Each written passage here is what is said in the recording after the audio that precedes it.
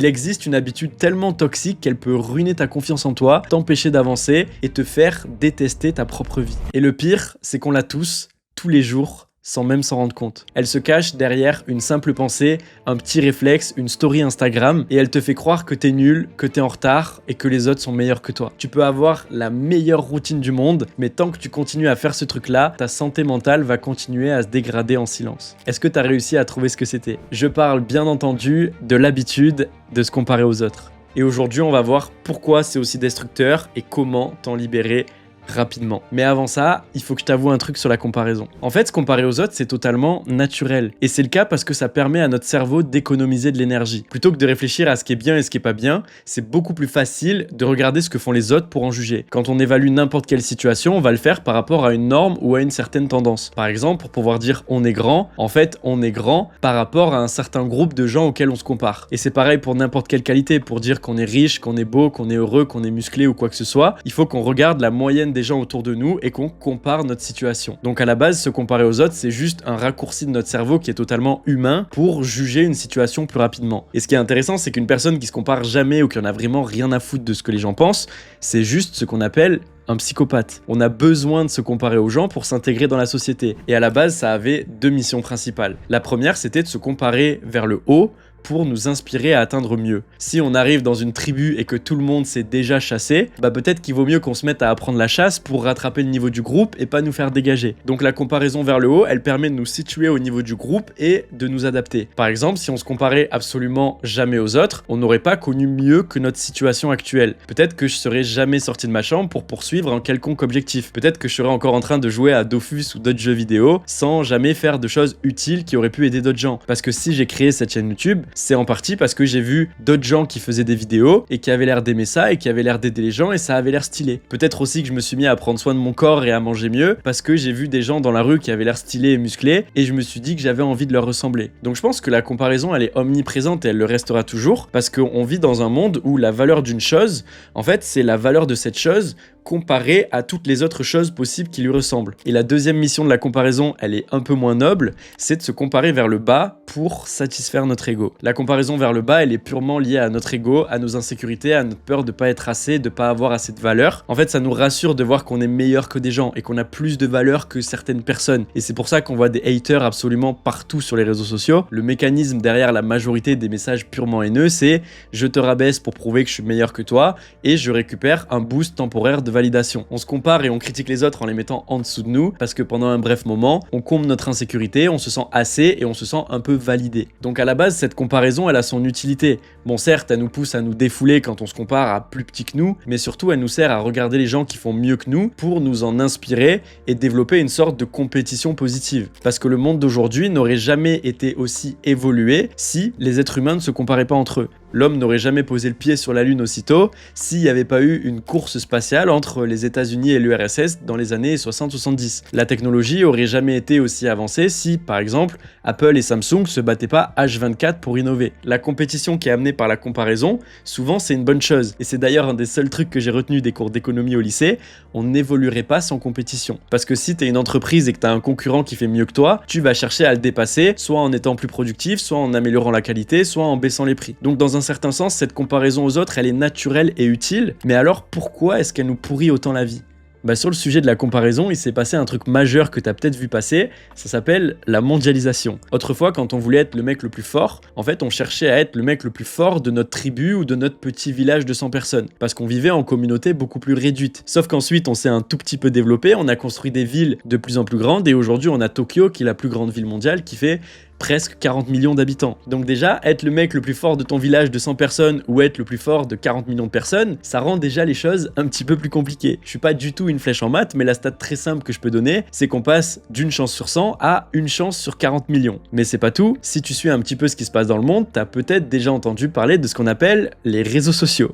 C'est un truc cool que tu mets sur ton tel et ça peut te connecter à d'autres gens, je t'expliquerai. Et c'est à partir de là que notre comparaison à la base utile et constructive commence à partir complètement en couille et il y a plusieurs raisons à ça. Premièrement, notre échantillon de comparaison n'a plus aucun sens. Si notre comparaison était un minimum constructive, c'est parce qu'on se comparait d'une manière qui était plutôt juste par rapport à notre entourage. On se comparait pas au président de la République ou à quelqu'un qui avait une vie complètement différente. À la base, on se comparait surtout aux gens qui étaient dans la même ligue que nous. On cherchait des gens à qui on pouvait s'identifier et qu'on pouvait utiliser comme point de comparaison qui était pertinent. On se comparait qu'avec les gens qu'on connaissait, notre entourage, nos familles, nos amis, les gens de l'école, etc. Si notre pote Johnny il est allé à la salle du village et il a réussi à avoir un physique pas mal, peut-être que je peux faire pareil. Si mon grand frère il a réussi à faire des études et à être avocat, peut-être que je peux aussi faire la même chose. Sauf qu'avec la mondialisation, on est passé du point de comparaison de notre groupe au point de comparaison avec le monde entier. Maintenant, pour se sentir musclé, on se retrouve face à Chris Bumstead, qui a une des meilleures génétiques au monde, accompagné d'une vie entière dédiée à ça, qui mange 8 fois par jour en comptant ses calories, qui va à la salle 2 fois par jour et qui a des coachs qui le suivent dans chaque domaine. Et avec les réseaux sociaux, on a eu pour la première fois accès à la vie des gens qui sont pas vraiment dans la même ligue que nous. Des hommes politiques, des célébrités, des athlètes numéro 1 mondiaux, etc. Et ça veut pas du tout dire qu'on pourra jamais accéder à ce genre de ligue, mais en gros, tout ce genre de personnes se sont mis à partager leur quotidien, leurs repas, à faire des vlogs et des vidéos sur YouTube. Et on se retrouve pour la première fois à comparer nos vies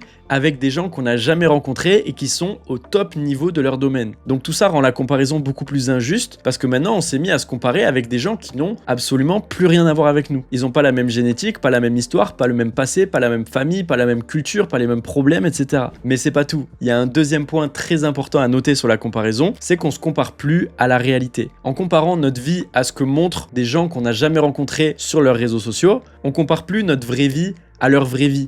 On compare notre vraie vie à la vie idéale qu'ils choisissent de nous montrer. Et ça rend notre comparaison aux autres ultra injuste. Ça veut dire qu'avant on se comparait pour voir ce qu'il y avait de mieux et pour nous pousser à aller l'atteindre, et maintenant on se retrouve à se comparer à la version idéale que veut nous montrer la meilleure personne dans son domaine. On se retrouve à comparer notre vie normale et lente à la vie artificielle de quelqu'un qui veut nous montrer que le positif, que les voyages de fou, que les moments de fou, tous les trucs super incroyables. Et c'est là qu'au lieu de se comparer vers le haut pour s'inspirer, on se compare vers le haut et ça nous inspire pas du tout. On se sent juste comme une merde. Avant, on se comparait à quelqu'un qu'on connaissait, donc on pouvait voir sa situation et s'imaginer un plan pour arriver de notre point A à son point B à lui. Sauf que maintenant, ce point B, il est tellement irréaliste, injuste et inatteignable qu'on n'arrive plus à s'imaginer comment y arriver. Et on se retrouve à se sentir juste impuissant et inutile face à ça. Et troisième chose qui rend la comparaison si injuste, c'est qu'on se compare uniquement de manière unidimensionnelle. Non seulement on compare notre vie entière avec la vie artificielle que montrent les gens, mais en plus, on se compare plus du tout en 1 contre 1 avec quelqu'un d'autre. Maintenant, on compare notre vie entière avec le meilleur de la vie de 10 personnes différentes. On est littéralement en 1 contre 10. On va comparer nos attributs avec chaque personne qui a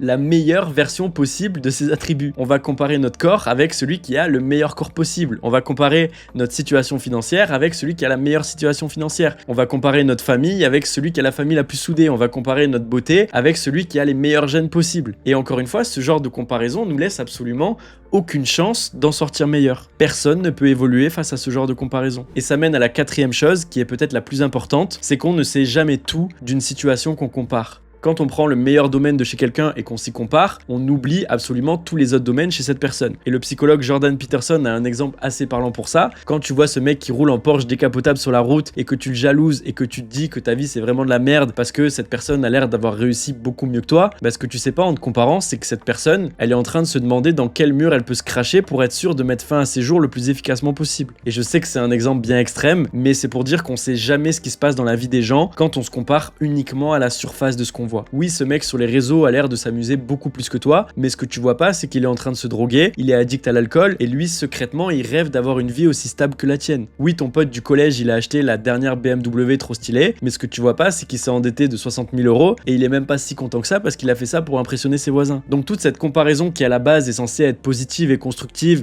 pour nous pousser à progresser et à aller chercher mieux, est devenue totalement injuste et destructrice.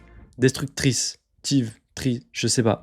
On se compare plus aux autres pour s'améliorer, on se compare aux autres pour se rappeler encore et encore à quel point notre vie est éclatée. Et on fait pas ça de manière objective et logique, on fait ça de manière complètement décalée de la réalité. On se compare pas en 1 contre 1, qui au passage est déjà mauvais parce qu'on sait jamais vraiment tout d'une personne, on se compare au monde entier en cherchant les gens les plus qualifiés dans leur domaine, en sachant qu'on n'a jamais rencontré ces gens, et qu'on se compare à la version parfaite d'eux-mêmes qu'ils ont choisi de nous montrer, et on fait ça pour tous les différents domaines de notre vie. On compare notre vie réelle à un idéal totalement injuste et superficiel. Et cet idéal qui nous rend si jaloux et frustrés est en majorité une illusion qui est créée par notre propre cerveau. Parce que de toute façon, on est tous différents et on sait rien des gens. On n'a pas la même culture, on n'a pas les mêmes gènes, on n'a pas les mêmes compétences, pas le même entourage, pas le même passé, pas la même histoire, pas les mêmes problèmes, etc. Et la seule personne qui a exactement ces mêmes choses que toi, c'est toi-même. Et c'est pour ça que la règle numéro 4 du majestueux livre de Jordan Peterson, 12 règles pour une vie, c'est la règle « Compare-toi à qui tu étais hier, pas à qui quelqu'un d'autre est aujourd'hui ». Parce qu'en faisant ça, tu rentres dans un jeu que tu peux enfin gagner. Là, tu peux comparer les deux situations de manière juste et constructive. Trice, je sais toujours pas. Hier, t'étais à un certain niveau. Aujourd'hui, le but, c'est d'améliorer un tout petit truc par rapport à hier. C'est de très loin la solution la plus efficace contre la comparaison. Transforme ta comparaison aux autres en comparaison à toi-même. Mais pourtant, je sais qu'on peut aussi se dire, cette phrase, je l'ai déjà entendue des centaines de fois et pourtant, je continue de me comparer aux autres encore et encore et de me sentir comme une merde. C'est là que je peux te parler d'une solution que j'ai mise en place et qui m'a beaucoup aidé à arrêter de me comparer aux autres de manière aussi injuste. Et cette solution, c'est de s'observer.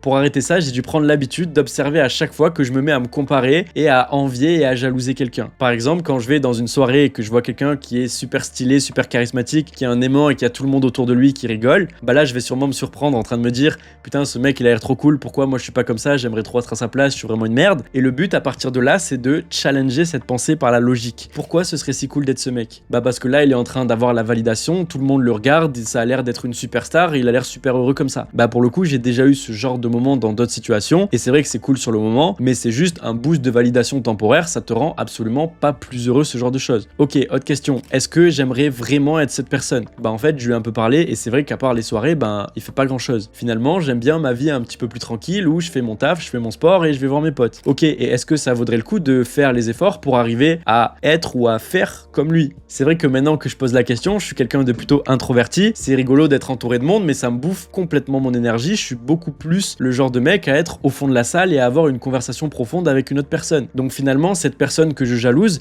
ça me correspondrait même pas tant que ça, ni à ce que j'aime, ni à mes qualités, ni à mes forces. Et c'est là que plus je me suis habitué à creuser ce genre de comparaison, plus je me suis rendu compte à quel point elles étaient injustes et débiles. Et maintenant, je me compare automatiquement de moins en moins, parce qu'à chaque fois, j'ai remarqué que c'était exactement la même histoire d'admirer une personne qui est en train d'avoir la validation du monde sur le moment. À chaque fois, je voyais un mec briller et je me disais putain, il a l'air vraiment stylé, moi je suis une merde à côté. Et à chaque fois que j'analysais cette comparaison, je réalisais qu'en fait, j'étais pas du tout ce genre de personne, donc c'est normal en fait que je sois pas comme ça. Et ça me fait penser à un post de Gary Vee qui va clôturer cette vidéo qui m'a bien fait rire. Un pingouin ne peut pas devenir une girafe, alors deviens le meilleur pingouin que tu peux.